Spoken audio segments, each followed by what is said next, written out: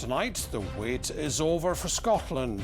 Tonight, the Defence Secretary confirms a Russian spy ship has been operating on the edge of UK waters to the north of Scotland. Icy blasts, schools are closed and travel warnings are in place after snow and plunging temperatures sweep across the country. Good evening, I'm Norman MacLeod and this is the STV News at 6, live from Aberdeen.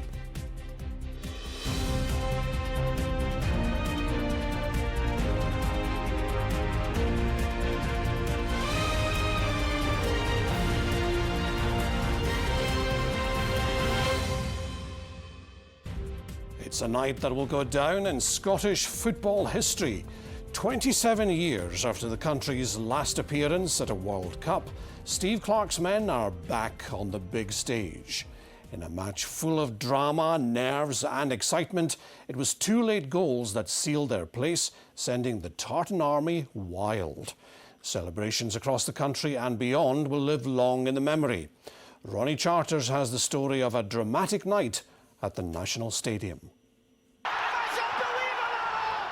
The moment a nation roared.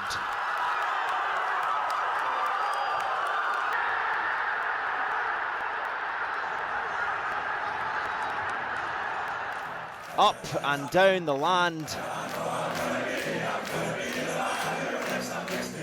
A moment 27 years in the making. Scotland qualifying for the World Cup finals. We were scared, pooing our pants. We were scared. We were not tense. anymore. We're Uh-huh. going to Tell Donald Trump we're on our way. Absolutely incredible. They've done it.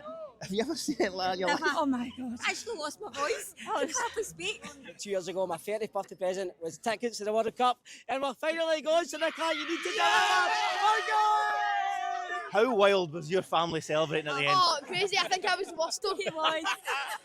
And the big question, you've got to be going to America now, eh? I don't know. I hope so. He's getting a job in the morning. In a night never to be forgotten, the men in dark blue became legends. I'll see you in the USA, Mexico or Canada. Get your visas, get your tickets. And the good thing is you've got 6 months to prepare. You don't have to wait till March via the playoffs. They should be proud of their players. They should be proud of their country. Last time Scotland qualified as first in a section, 1982. I was 19, long time ago. So that shows you the magnitude of what this team have achieved. So yeah, what a feeling it was for the country, for the fans, for the staff, for everyone, for the team. I think we all deserve that with how hard we work and what we've been through these last few years. And I think getting to the World Cup tops it off for this group because it's something that we hadn't managed to do before. And all goes in and then the full-time whistle and then doing the lap of thanks. You've seen how much it meant to the fans, and now everyone can get excited to go to the World Cup. It's mad to even say that. My whole generation probably doesn't really remember it, and the fact that now we get to take our country to the World Cup, it'll be one of the proudest things I've ever done in my career. Be it young or old, whether you were there or not, the 18th of November 2025 will go down in history as the night Scotland returned to the World Cup stage. Ronnie Charters, STV News, Hampden Park. Well, Ronnie is at Hampden for us tonight. Ronnie, you were there last night. It must have been an incredible atmosphere. How do you begin to describe it, Norman? The goals, the celebration, the country coming together. It was something that we will never forget as a nation. Steve Clarke and his players showing why we call it the beautiful game. It really was incredible. You know, the country at times can seem divided. People can have really tough things going on in their lives, but for a few precious moments last night, we were together, we were unified, and we were so uplifted by football. And that is what Steve Clarke and his players have brought to this nation. They started this team as mere mortals, footballers last night, but they ended the night as heroes. The wait is over, the pain, the anguish, all gone by a special group of players led by a special tip manager in Steve Clarke. And I end with a brief warning to the people of North America. Get ready. We've been waiting 27 years for this party. The Tartan Army are coming. Norman. Enjoy and make most of your sleep tonight, Ronnie. Thank you. Thank you. To other news, the crew of a Russian spy ship, which is in waters north of Scotland, has shone lasers at RAF pilots from Lossiemouth. The Defence Secretary today said the Yantar entered UK waters for the second time this year. John Healey said Britain is ready to respond with military options if the ship heads south. Stephen is in the newsroom for us. Stephen, some strong words today from the government. Yes, the Defence Secretary John Healey was very clear that the UK was willing to respond to what he said was deeply dangerous Russian action. That centres on this Russian spy ship, the Yantar, which the UK government says is operating in waters north of Scotland. The Ministry of Defence says the Royal Navy frigate, the HMS Somerset, and RAF Poseidon P8 planes, which are based at RAF Lossiemouth, monitored and tracked the vessel's movements, during which they say the Yantar directed light lasers at pilots. Now, the Ministry of Defence believes this Russian vessel is being used for gathering intelligence and mapping undersea cables, something that, of course, there's been plenty of warnings about of late, although the Russians say they're not interested in British underwater communications. But today, John Healey had a clear message for the Russian President, Vladimir Putin. And this is the second time this year that this ship, the Yantar, has deployed to UK waters. So my message to Russia and to Putin is this: we see you, we know what you're doing, and if the Yantar travels south this week, we are ready. And Stephen, this is obviously not the first Russian ship spotted around Scottish waters. Yes, there have been other occasions and accusations of Russian spying on offshore infrastructure, including offshore wind farms in the North Sea. A group of Norwegian broadcasters tracked the movement of the Admiral Vadminski 2 years ago and accused it of spying on wind farms in the Moray Firth. It was an accusation Russia denied. Now, on the Yantar, the Defence Secretary says he's changed the Navy's rules of engagement so that it can be followed more closely, and says he's taking this situation extremely seriously. Stephen, thank you. Warnings for snow and ice remain in place tonight. Temperatures across the country have plummeted while there's been widespread snowfall. Some schools across Moray, Highland and Aberdeenshire were closed to pupils. Drivers are being urged to take extra care on the roads as gritting teams work through the night and into tomorrow. Oliver Wright has the latest. Households across the north woke up to scenes like this morning.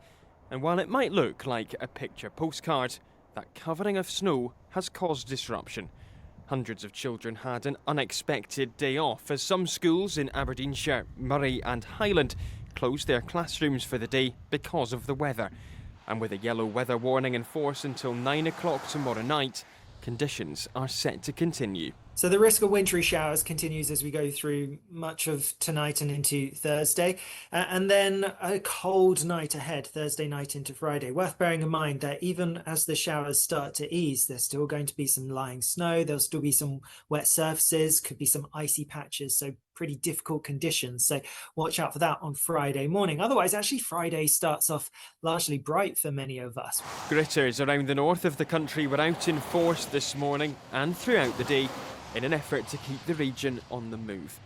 Drivers are being urged to check their vehicles are ready for winter, to check forecasts before setting off and to drive to the conditions. The first thing is to be safe and to be patient and getting that information in. For example, we've got yellow warning until tomorrow night. Very important that you get the right information and be patient. You know, weather is the weather. We are dealing with it. Take your time, be prepared, be safe. Temperatures overnight are expected to drop well below freezing, both tonight and tomorrow night. And with those cold conditions and snow comes concern for the most vulnerable in our communities. As the conditions are set to last over the coming days, that same advice that we often hear at this time of year does apply. To make sure we check on elderly relatives or neighbours to try and avoid things like slips and falls in the snow and ice, and to make sure we're prepared for conditions to continue like this or worsen over the coming days. Councils say decisions on school closures will be communicated on their websites and directly to parents first thing in the morning. As this cold snap continues, the north prepares for another bitterly cold night and the disruption tomorrow. Oliver Wright, STV News. This is the biggest threat the industry has ever faced. The claim from North East farmers who are renewing calls to axe plans to change inheritance tax. As the countdown begins to the Chancellor's budget, the industry is looking closely at what Rachel Reeves is planning. Farming unions are also urging Holyrood to give the sector long-term funding and certainty. Hayley Bomber reports. These were the scenes a year ago, following the Chancellor's proposals to tax farms passed on to a family member. And dozens more protests have followed since. Farmers warned a 20% tax on assets worth more than £1 million will push them out of business.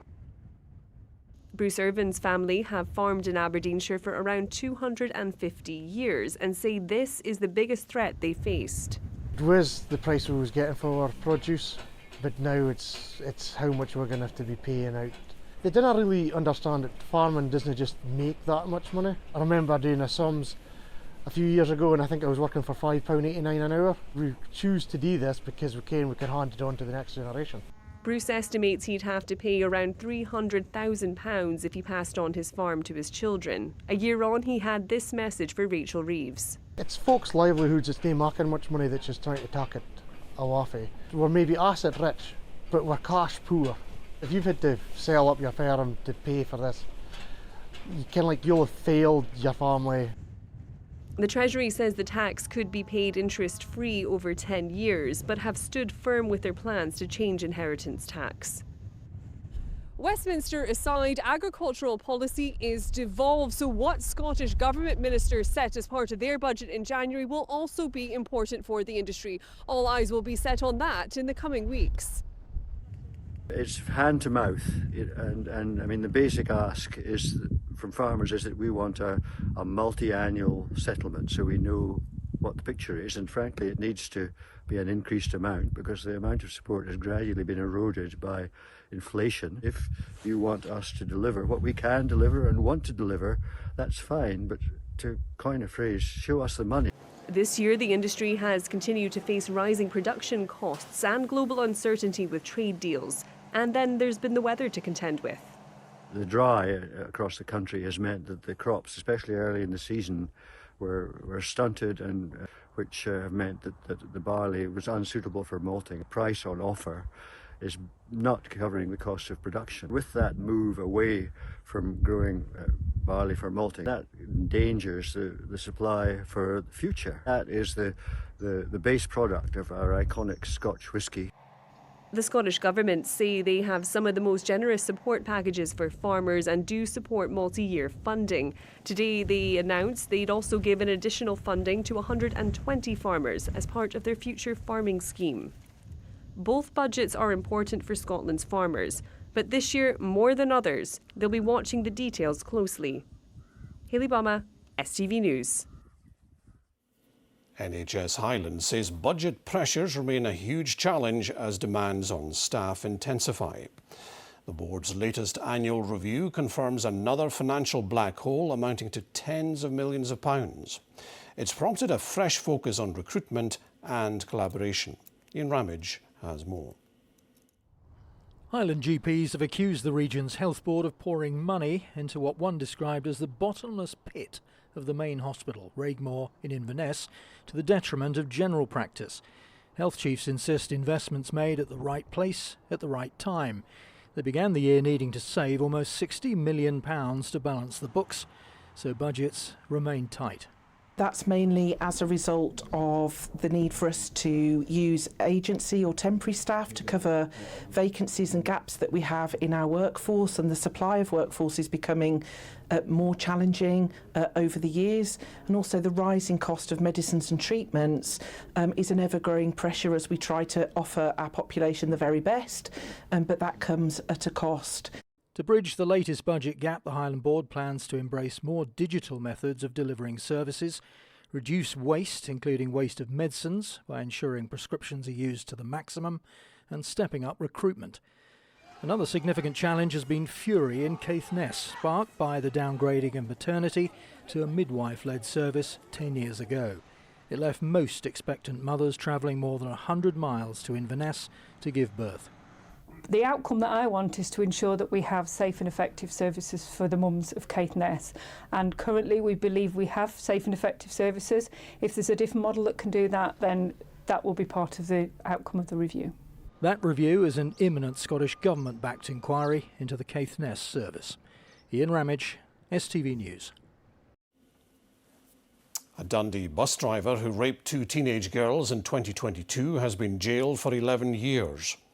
47-year-old Arthur McGuinness appeared at the High Court in Edinburgh after being convicted of 8 offences.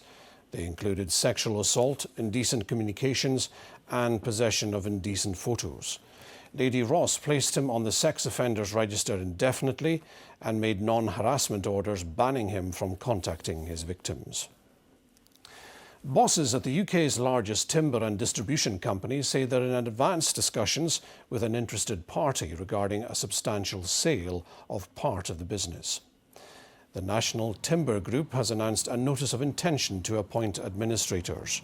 The chief executive says the move will provide a period of stability. The business, which employs 1,200 people, continues to operate. Teachers in Scotland are being balloted on strike action over workloads. Members of the NAS-UWT union are voting over what they say is a failure by the Scottish Government to make progress on reducing maximum class contact time. The government says it's committed to delivering a reduction at pace.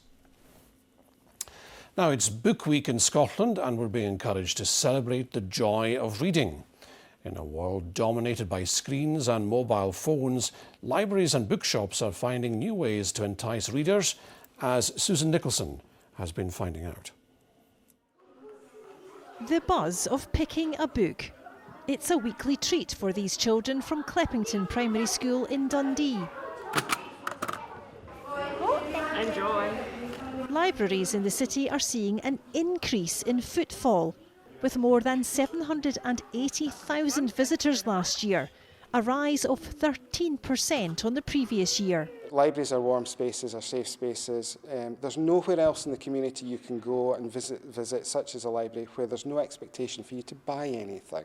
You're not expected to spend money in the library. You can come in, spend time, browse the shelves, speak to the staff. Libraries are also about social engagement and social interaction, and a lot of the group activities that we run for adults, especially in library service, are about social events and getting people together. It's not just about the books anymore. They were delivering them from the factories to the airfields. Fiona Valpy has sold more than 3 million books worldwide. The Dunkeld-based author is taking part in Book Week Scotland, a national celebration of reading. A lot of the books that I write, I'm trying to, in my historic research, dig up the kind of untold stories and find the unsung heroes and heroines and tell their stories to make sure that those are staying alive. It could be on a Kindle, it could be an audiobook, it could be a hardback or a paperback. To me, that doesn't really matter. It's getting the story across that is really important.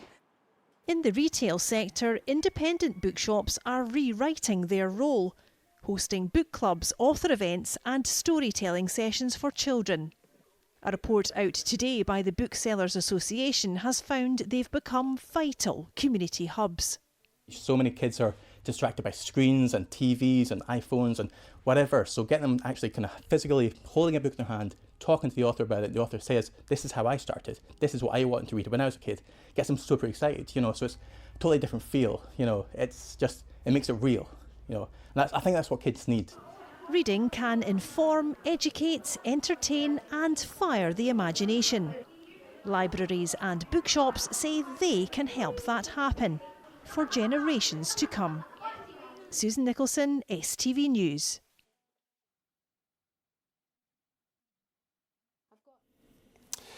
Well, it's time for all the sport with Finlay, who's just about recovered from last night.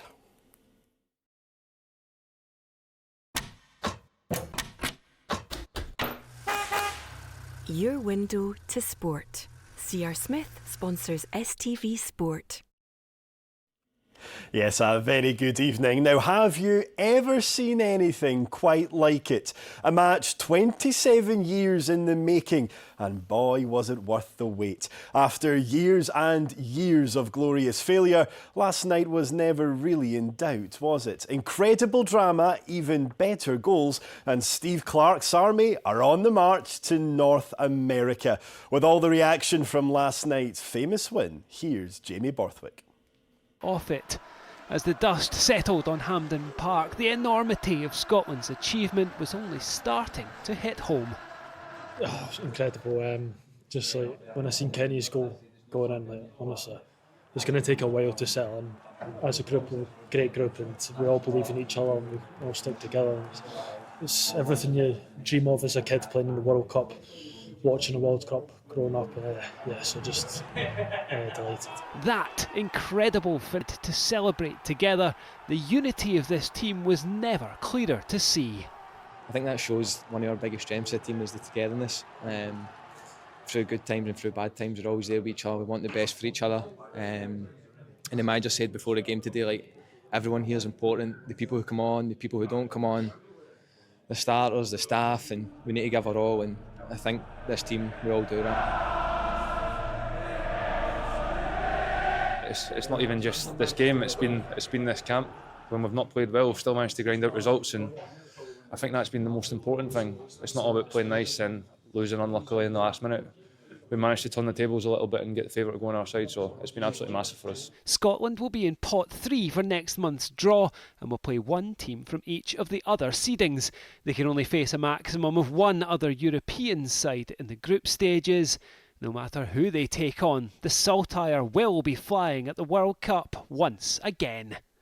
I've obviously grew up, my generation's grew up, never seen Scotland in a major tournament, to be honest, until the last few years, but just never seen them in a World Cup. Always watched World Cups and seen other teams going and taking part, and I'm just so proud to be part of the team that's done it.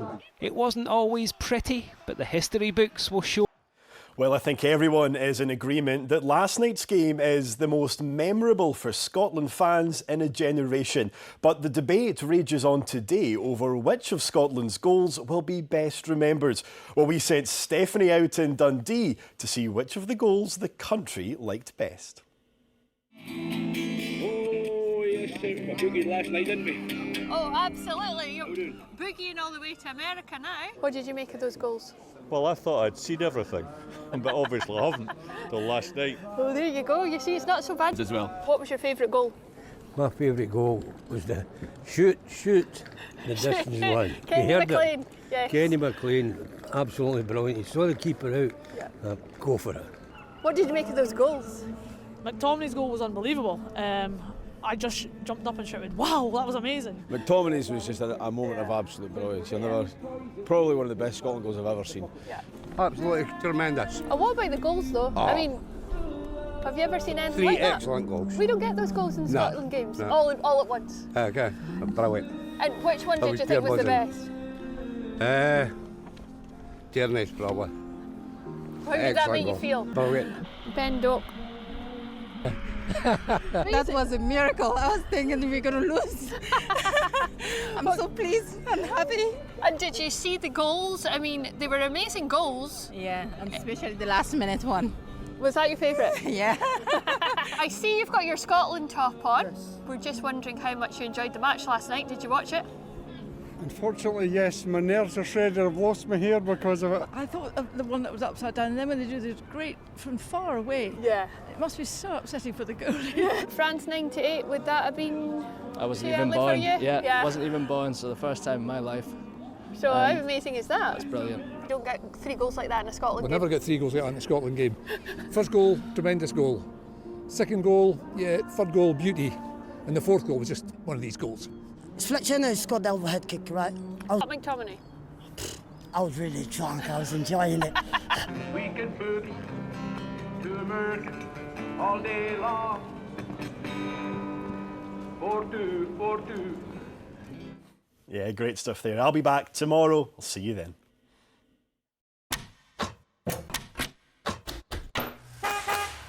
Your window to sport. C.R. Smith sponsors STV Sport.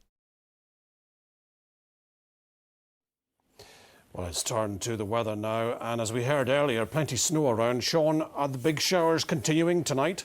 Yes, there's been plenty of them around, and it has been a bit of a wintry mixture around coastal areas across the islands. We've had a mix of sleet and some wet snow around, but we have had some pretty beefy snow showers across the North Highlands today. Big accumulations in some spots as well. Also wintry showers around the northeast, and with that strong wind continuing tonight, I think they're going to spread a bit further south down the east coast into the likes of Angus and Fife, and we will start to see that sleet turning back more to snow even nearer the coast. So I expect there'll be quite a few areas that'll be waking up to fresh snow and a good bit more snow on top of what we've already got in the north of the country. We're also going to hang on to that very strong wind, which is making it feel chilly. Something less cold, though, for the weekend. Let's have a look. An icy start to the day will give way to a series of oohs and ahs. TUI sponsors STV Weather. A very cold night to come, and most of the snow showers so far have been to the north of us, but I expect as we go through tonight, especially across the likes of Angus and maybe Fife, we'll start to see some wintry showers feeding in from the north a little bit later on. Maybe Dundee seeing a few wintry showers into the early part of tomorrow, and one or two also running as far south across Perthshire into the likes of Dunkeld. But have a look at the temperatures tonight. We're about -1 to -3 degrees, so where we do see some showers, there will be some icy patches. So there we go into tomorrow morning. You've got those wintry showers perhaps running into Dundee, especially across Angus, quite a few coming in, eastern parts of Fife as well. The further west we come, we're drier, sunnier across much of Perthshire, and the afternoon highs pretty much similar to today. We'll be looking at highs probably about 3 or 4 degrees Celsius at best, so still chilly and feeling especially cold down the east coast, especially in those passing showers we've got and that rather blustery wind at times. Now have a look at this. This is your morning temperatures. Cooper Angus, for example, tomorrow night very cold, so on Friday morning we'll be waking up to about -4. Into the weekend, I'm just going to use the words less cold rather than milder, but it won't be quite as extreme, but still quite chilly by night, but temperatures not as low as they're going to be the next couple of nights. Friday hopefully dry, bright for us, staying chilly, but have a look at the change across the Hebrides. 9 degrees with some rain. We could see some showers coming in by Saturday. Daytime temperatures by then, well, we're 3 or 4 now, maybe 7. Bye-bye. TUI sponsors STV Weather.